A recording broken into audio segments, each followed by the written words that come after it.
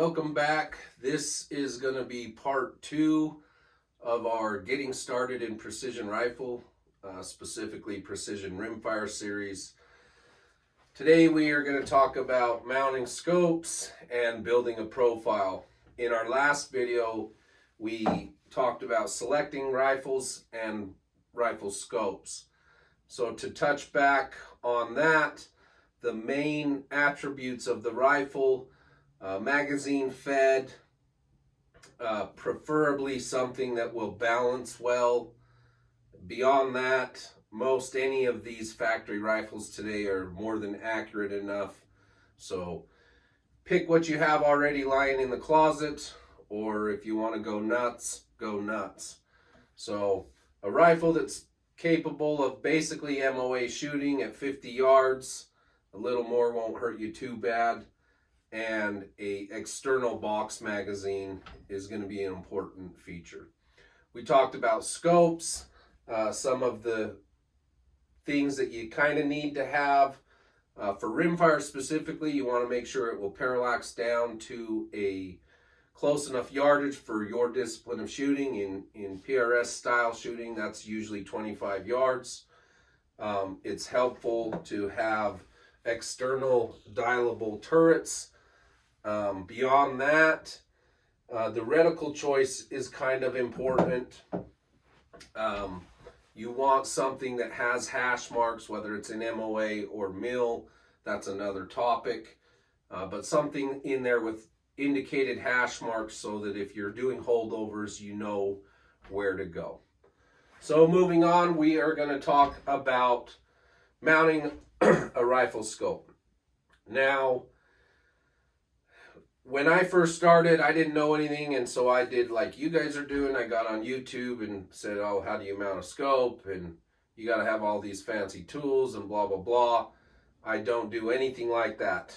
In the beginning, I bought the Wheeler kit, and it comes with the lapping compound and how to lap these rings and so on and so forth. I don't do any of that. In today's world, we have precision machine parts, and these things are well done. So in this particular case, we're going to use a one-piece mount, but the process is very similar if you're going to do two-piece rings.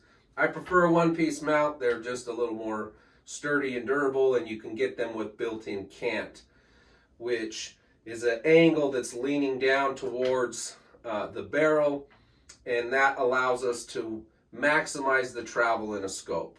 So doesn't matter either way. First thing that we want to do is, now I kind of know where these are going to be because I've done a lot of different mounts, but you can see there's not a lot of room on the rail anyhow. So we're going to start by mounting the base of our scope base to the rifle. Now, if you can see, you can probably hear, there's some play, right? There's a little tiny protrusion on the bottom of this. This locks in and interfaces with the Picatinny rails. So we want to make sure that when we're mounting this, and scope rings usually have one on each ring, this base only has one. We want to make sure and press that so that it's up against the rail. So we're pushing it forward. And this will allow, if there's any recoil, that it's not going to move to the back of the slot and we're not going to get things shifting, right? So we're going to mount our base, and you want to use the recommendations of whichever base and or rings you are using. These things should all be torqued down to a spec. For the most part, this connection is usually somewhere around 45 inch-pounds, but you want to consult your manufacturer to ensure those are correct. In this case, I'm not going to torque them, but something like this is the Wheeler fat wrench, and you can adjust it to the proper torque. And well, hell, we got it out, so let's just do it. So I'm going to set this to 45 inch-pounds, and I'm going to go through and I'm going to torque each one of these screws. This particular mount has 3 screws on each side. Your scope rings may have 2 or 3 or more. That doesn't particularly matter. Okay, so now we have our base and or rings mounted to the rifle in an approximate location. The next thing that I'm going to do is I'm going to take a piece of tape and I'm going to mount it right back here on the cheek rest. This is definitely more helpful if you have a friend. In this case, it's not really going to matter. We're going to make do with just myself. And now before the scope is even on the rifle, right, I want to get behind the rifle and establish my shoulder connection and then put my cheek down on there, right? And I'm going to do that multiple times, okay? And then if I have a friend, I'm going to have that friend come and make a mark right on that tape that's exactly in line with where my eyeball sits, okay? And I'm going to do this in a multitude of different positions. I'm going to do it laying down prone, I'm going to do it standing up, I'm going to do it kneeling, and I'm going to do it several times. And I may end up with a couple of different marks on there. So that is establishing my natural connection to the rifle. And we're assuming we've already set up the rifle for a proper and comfortable length of pull. And I'm going to do this several times. Excuse me. So that's established where my eye is going to sit. Okay. Now I'm going to take my scope and I'm going to set it in there. And I've screwed up. Okay, we're back. I forgot the other tools. So I have a flashlight and just a piece of cardstock. And this is the part that's different from the methods that you may have learned. Other people will tell you to get behind the scope and push it in or out until you get a consistent distance on your on the scope shadow around the tube of the optic. This method, let me make this a little straighter so it doesn't slide forward automatically. So what I'm going to do is I'm going to take my flashlight and I'm going to take my card, and I have my marks on the piece of tape on the cheek riser, and I'm going to slide the scope forward and backwards, and it's going to make a really fine point. Remember when you was a little kid and you took a magnifying glass to burn things on the ground? Similar process. I want to focus that point down to as fine a point as possible. So I'm going to slide this scope forward or back until it makes a really fine point on the card. And that is the optical length of where this image is going to be as crisp and clear as it's possible.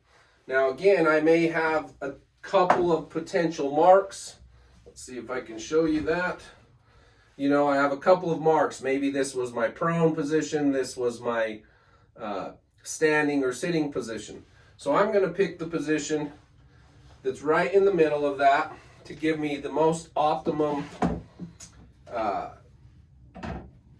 viewing angle from the multitude of positions. So I'm going to take my card, I'm going to stick it right in between those, I'm going to shine the light through it, and hopefully you can see that, like it makes a little light point on there, and then I can slide my scope forward and backwards to maximize that focal point. And wherever I end up with that tiny little dot, that's where I'm going to set my scope. Okay, so again, I've done this a lot of times and I know roughly where it's going to sit.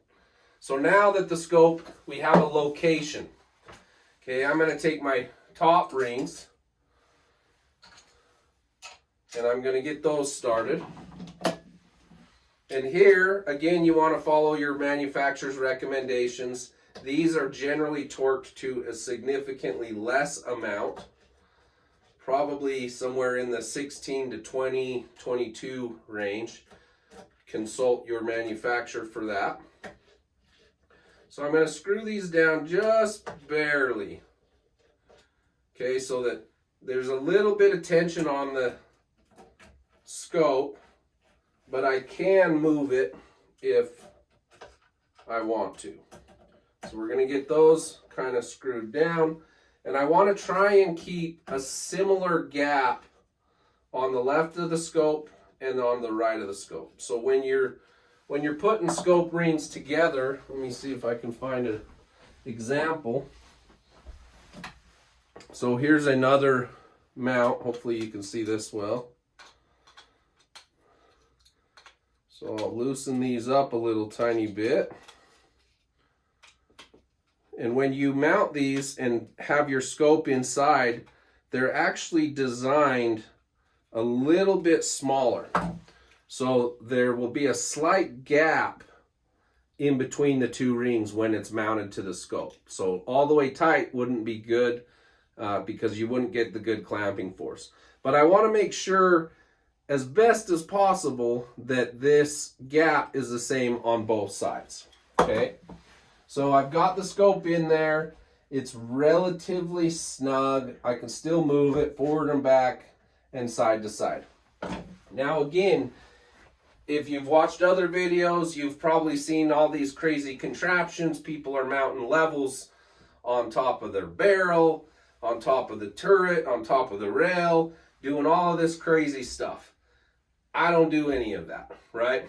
The problem that I foresee with that is often they'll get the level or the rifle leveled and then they'll use a level and run it across the turret cap. Well, that's not ensuring that my scope is level, right? These turret caps can have play in them. These are all manufactured. There's going to be, some type of tolerance in those. And I don't care if it's even out of level. I know that sounds crazy, but it does not matter to me. At this stage of the game, it doesn't matter. So what I want is I want my reticle true in a plane with the action. Now, the method that I use is basically we're going to use a shim system. And this is just a little kit. I think this is Arasaka, but you probably can buy different ones. And actually you can do it with a set of feeler gauges as well. And what you're going to go and do is I'm going to go off of the base of the scope to the bottom of the scope itself. And I just want to ensure that that distance is consistent. So I have this little starter piece in here and it has a wedge that mates to it, and you just slide that wedge up and that wedge stays parallel. The cut in this and the cut on the wedge stays parallel to whatever you're mounting it with. Okay, so I'm going to stick that little wedge in there, or the base piece, and then I'm going to bring this wedge into place, and I'm going to twist this scope back and forth. Whoop, throwing things on the floor. I'm going to twist this scope back and forth until that's flat on those two surfaces. Okay, and that ensures that the bottom of the scope tube is parallel with my mount, i.e. my action, so on and so forth. Okay, then I'm going to come in here and I'm going to take a little more tension on these screws so that my scope stays secure.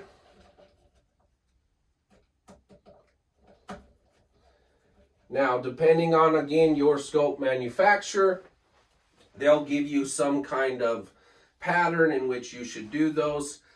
If they don't give you that, I would recommend alternating like you would on your tires on your car. This particular mount has 6 screws, so I'm going to kind of do a little crisscross pattern back and forth. And I'm just barely snugging these up, guys. I'm not giving it a lot of torque. Okay, I'm going to come back, do both sides. I'm going to ensure that my wedge is still flat, and it is. I'm going to pull my wedge out and torque the rest of the way down. Okay, so now my scope is mounted. Now, I said before, I don't use a level, right? Well, none of that matters to me. Literally, the scope could be canted off. The only thing that matters is when I'm shooting this scope and I'm looking at my reticle, that reticle needs to be perfectly in line with gravity. And you can do this in a couple of ways. You can take a level out on a tall target and draw a line that's perfectly level. Then you get behind your scope, make sure that your crosshairs are perfectly in line with that. And at that point, I'm going to adjust whichever leveling method I have on the scope. So in this particular case, there's a little bubble level on the scope. In some other situations, I have these send it levels. These are absolute awesome product, and these are adjustable too. So I get this scope with my reticle perfectly lined up on either a tall target or a plumb line. That's how I particularly use it, right? Because we know that's perfect with gravity. I get this twisted to where it's level, and then on this particular scope or on this particular level, there is a process that allows you to true that up. I could go through that process.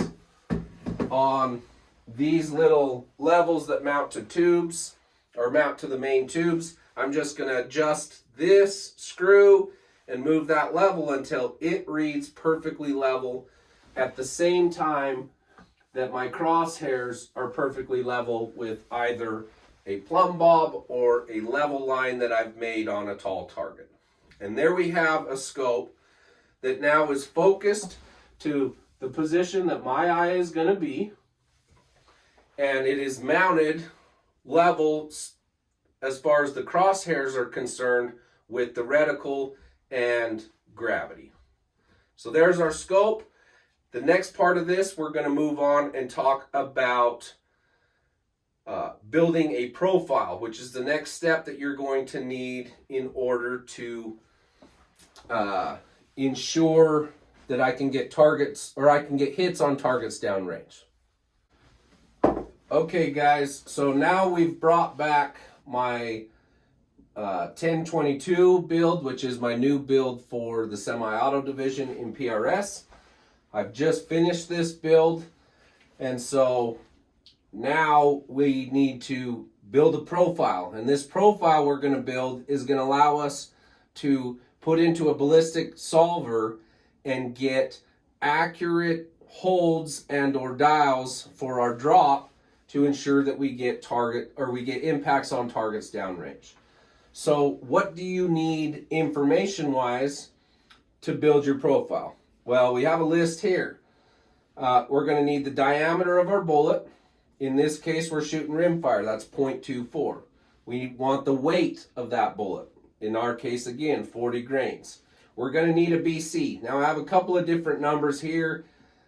There's different options for BC, and we'll go into those more when we get on the app and or Kestrel to give you the differences there and why you may or may want to use one or the other. We want the length of the bullet. We want the muzzle velocity. Now, muzzle velocity, if you have a chronograph, that is the best way. We want accurate muzzle velocity. You can grab the muzzle velocity off the internet or off of the box. That's a good place to start. It will get us just that, a place to start, but we will need to correct and true that data down the road. Most subsonic ammo that we're shooting, here's some SK standard. This is all subsonic. You're going to be somewhere in the 1070, 1080, could be as low as 1030, could be as high as 1110, 1120, depending on where you're shooting, what your rifle is, and how that ammo works in your rifle. So for this exercise, we're just going to pick a number of 1080. That's 1080 feet per second. We want to know the twist rate of our barrel. Most rimfires, certainly factory stock rimfires, are going to be a 1 in 16 twist. That's what this happens to be. So we're going to go 1 in 16. That can vary, and especially as you get up into some of these more custom guns, people are toying with different twist rates in them. But for 22 LR, the industry standard is a 1 in 16 twist. And then we need our bore height. What is bore height? The bore height is the difference in height from the center of our bore to the center of our scope. Okay. Now, this is important, but we don't need to be like down to the exact science. the closer we are, the better results we're going to be. So I'm going to use a pair of calipers. You could use a tape measure if you have one, just a regular ruler, whatever method you have to measure this. And what I want to do in this particular case, it's a little easier if you have a bolt action, but in this particular case, I'm going to open that bolt, and I can see now two things. I can see the face of the bolt, where the bullet's going to intersect, or I can use the actual bore of the rifle. Just based off of this setting, it's easier for me to get a good measurement towards the breech of the rifle where the chamber is actually done. Okay, so I'm just going to turn my calipers on, and I'm going to come in here, and again, this isn't a actual precise measurement, but I want to get as precise as I can. And it might help to get a little light so I can see down into that breech, and I'm going to hold it basically at the center of my scope, and I'm going to try and open those calipers till they're roughly in the center of the bore. Okay, and on this particular mount, I'm about 2 1/4 inches. Okay, so I'm going to add that number, 2.25 inches. So that is the height of my bore over the height, or the height of my scope over the height of my bore. And what this is going to do is this is going to allow that ballistic calculator to take that into consideration.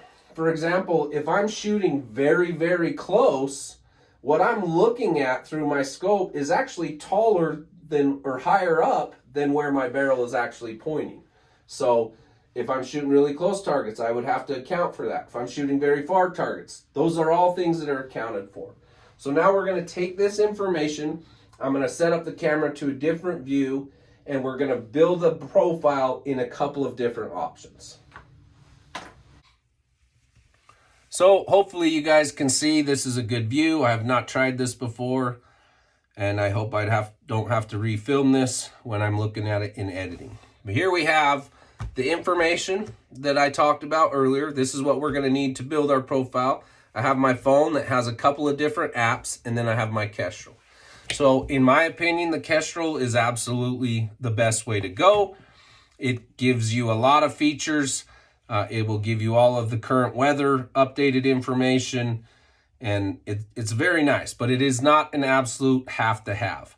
All you really need is a solver, and you can download for free on your phone several of those apps. So in this particular case, excuse me, we are going to open up the Kestrel app. We're going to go to Gun Profile Management.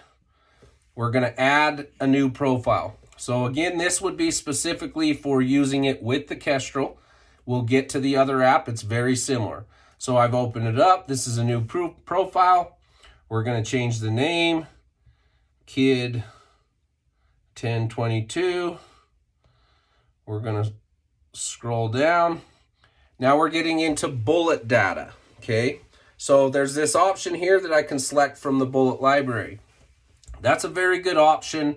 It fills in all of the information, or the relevant information, and that's generally how I do it, because it picks specific bullets that Applied Ballistics has shot over their radar and gives very accurate data.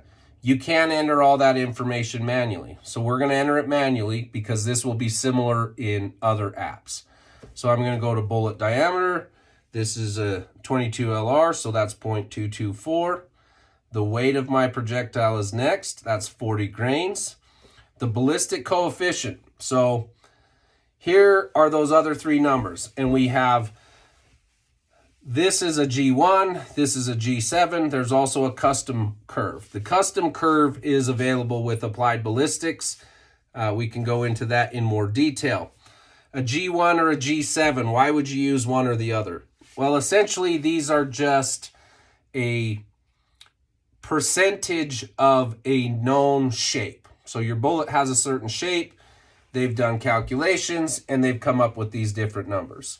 And we've picked these random numbers for right now just to build the profile. These are close numbers with most of my rimfires, but these are things that we're going to true up in one of the future videos. So for right now, it doesn't particularly matter, but you do need to enter correct information. On a G1, you're going to see things on the internet probably as low as 0.120 all the way up to 0.160 and so forth. And with a G7, most people will probably tell you not to use a G7. This is what I'm currently running. It is the G7, and it's worked out well for me. There's arguments on the topic for both. So the only thing you want to do is ensure that whichever number you are using, you have the correct corresponding G1, G7, whatever profile in what you're using. So on this particular case, it's a G1. I can tap it, G7, G1, so on and so forth. So we will enter it for this particular case as a G1. I'm going to clear the stuff out that's in there. I'm going to enter 0.146. Again, this is something that we will true up later on. Doesn't matter at this point, but that's relatively close. The length is the length of the projectile. Most 22 LR projectiles are going to be 0.475. So now we have the bullet data in there. We're going to move on to the gun data. So muzzle velocity, again, we're going to use 1080 for right now. Zero range. This is what distance you're going to zero the rifle. I zero all of my competition rimfires at 50 yards. So we're going to enter 50 yards. Bore height, that's the one we measured off of the rifle. We're going to enter, we're going to enter 2.25. Zero height and zero offset. These are more advanced features that we can get to down the line, but this would be if you wanted to maintain your profile and let's say you had a point of impact shift, if you put a suppressor or a different brake on, you could enter these kinds of information. Twist rate, we're going to change that to 1 in 16. Okay, continuing down, we have scope data, east or elevation units and windage units. I run mil scopes. I'm going to use the mil indication. If you're running MOA, then you just click through to whatever method you are using. So I run mil scopes. I'm going to have mil in both of those. MV temp table. This is again a more advanced feature. At this point, we're going to leave that blank. So I have all the information in. I'm going to go hit save. Okay, now we're going to back out of this. We're going to go to geoballistics. So this is a free app. It's very limited and basic on the free version, but you could make it work. If you want to enter multiple profiles of different guns, then you're going to have to do the purchase. But for this particular instance, I literally just downloaded this app and we're going to run through basically the same thing. Okay, so we're on the comp. We're going to come down. It's already preloaded with one rifle. It happens to be a 6.5 Creedmoor. That's what comes free with the app. We're going to click on, we're going to click down here on this little scope looking thing. We're going to go to rifles. So this is, we can add a new rifle. We can create folders. We can sort those. I can't add a new rifle because if I click on that, it wants me to pay for the thing. If I pay for it, then I can just keep clicking on it and add more rifles. In this case, we're going to go to the rifles that are currently here. We're going to pick the Creedmoor, and then we're going to edit that information. Okay, so now we have something very similar that we looked at in the other profile. So this is our bullet information. This is our rifle information, scope information, overlays, muzzle velocity correction. These are all advanced features. We'll talk about those. So we're going to start with the bullet. Again, we're shooting. How do I edit? There we go. We're going to enter 0.224. That's our bullet diameter. Our bullet weight, again, is 40 grains. Our length is 0.475. Our ballistic coefficient, we're going to, in this particular case, we're going to enter the G7 just for fun. 0.0 6.3. We're gonna, so it's asking us to confirm the drag model. We're gonna ensure that's a G7 because we've entered that. Okay, we're done with our bullet entry. We're gonna go back, we're gonna go to our rifle. So this, in this app, it calls it sight height. That's the same thing as bore height. So we're gonna go enter our 2.25. We're gonna put our zero range to 50. Offsets, again, for like the suppressor, very similar to the other app. We're gonna leave those blank. Our twist rate, we're gonna put a 1 in 16. And our muzzle velocity, we are gonna go our 1080. This also has a muzzle velocity temp table. We're gonna leave that off because that is an advanced feature. In this particular feature, and now Applied Ballistics also has this same feature, this is optic deviation. So if you have a less than ideal optic and it doesn't correctly track, let's say you dial to 10 mils, but it's only 9.7 mils, you can go in and enter that offset in the app, and then it will correct for you and give you an actual dial for what you need to do. Muzzle velocity correction, this is how you could true up that muzzle velocity down the road. I don't particularly use this method, but you could use this method. So now we have our, oh, and we didn't change the name. So let's go back and change the name. Kid 1022. Okay, so now we have our rifle. And at this point, when we want to go in and start shooting a match, what we could do is go in and start creating a target card for the match. So again, I'm on the comp setting. I have my kid gun showing, so that's going to tell me that I'm on the right profile. And now I want to give a target. So I can go in here, I can set the angle of the target to whatever it is. Let's call it 0 degrees. That is the angle of inclination. So if I'm shooting up a mountainside, let's say, let's change it. Let's say I was shooting up a 20-degree incline, okay? The direction of fire, this is on the compass. Let's say we're shooting due north. I'm going to put it at 360. Oops, I'm going to back that out. I'm going to put it at 360 degrees. These aren't, the direction isn't super relevant until you start talking about wind. And the angle isn't super relevant until you start talking about further distance. These are advanced features. We'll go over them in future videos. The range. Actually, I'm going to change this angle because I don't want that to screw up the outputs that it gives you. So let's go in here and let's say our first target is at 35 yards. We're going to update. Come on now. Save. Target. It didn't save. So I must have done something wrong. 35 yards, add target.